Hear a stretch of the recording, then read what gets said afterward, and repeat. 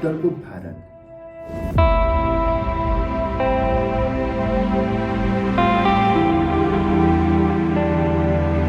ভাৰতবৰ্ষৰ এই উত্তৰ পূৰ্বাঞ্চল অঞ্চল বছৰ বছৰ ধৰি উপেক্ষিত হৈ আছে।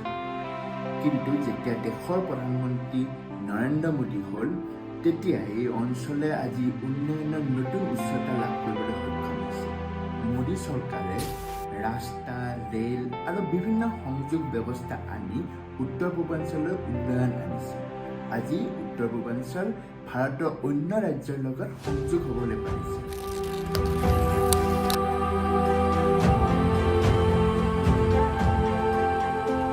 এই অঞ্চলত মোদী ডাঙৰীয়াই প্ৰধানমন্ত্ৰী হোৱাৰ পিছত শৈক্ষিক ব্যৱস্থাটো বহুত উন্নয়ন হৈছে।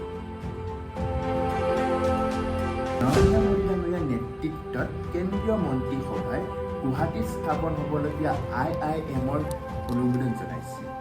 এই সিদ্ধান্তই কেৱল অসমৰে নহয়, বৰঞ্চ সমগ্ৰ উত্তৰ পূৰ্বাঞ্চলৰ যুৱক যুৱতীৰ বাবে নতুন সুযোগ আনিছে। IIT গুৱাহাটীৰ জৰিয়তে হাজাৰ হাজাৰ ছাত্ৰ ছাত্ৰীয়ে বিশ্বমানৰ শিক্ষা লাভ কৰিব আৰু লগতে নৱভাৰত নিৰ্মাণত তেওঁলোকে নিজৰ অৰিহণা যোগাবলৈ এক সুযোগ লাভ কৰিব। এয়া আত্মনিৰ্ভৰশীল ভাৰতৰ অভিমুখে এক অত্যন্ত গুৰুত্বপূৰ্ণ পদক্ষেপ।